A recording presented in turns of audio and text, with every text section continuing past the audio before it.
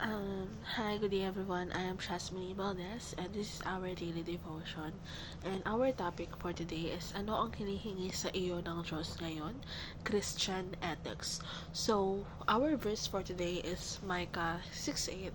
It says there on NIV that He has shown you, O mortal, what is good and what does the Lord require of you, to act justly and to love mercy and to walk humbly with your God.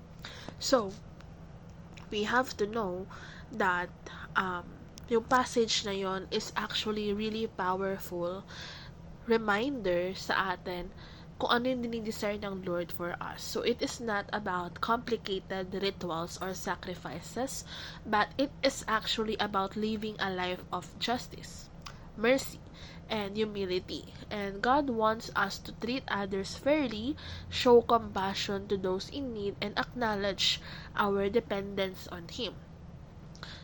Imagine a world where every nation followed these principles. So there would be less conflict, more fairness, and greater compassion.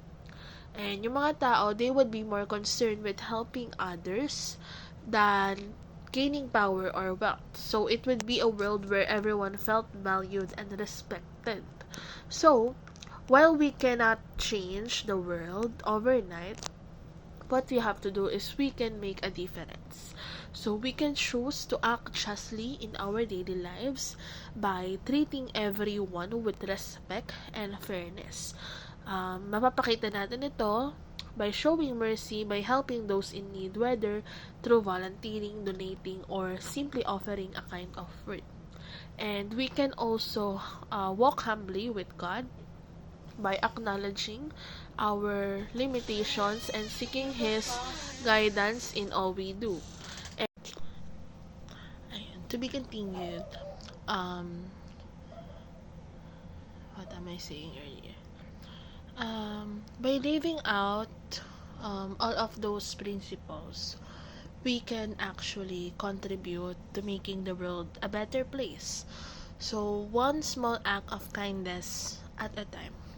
So, we can actually work towards a world that reflects God's love and justice, even if it seems like a distant dream. That's how um, we can act as a child of God by doing the things that He wanted us to do. And that is our topic, ano ang hinihingi sa iyo ng Diyos ngayon? Christian ethics. Have a good day and bye for now.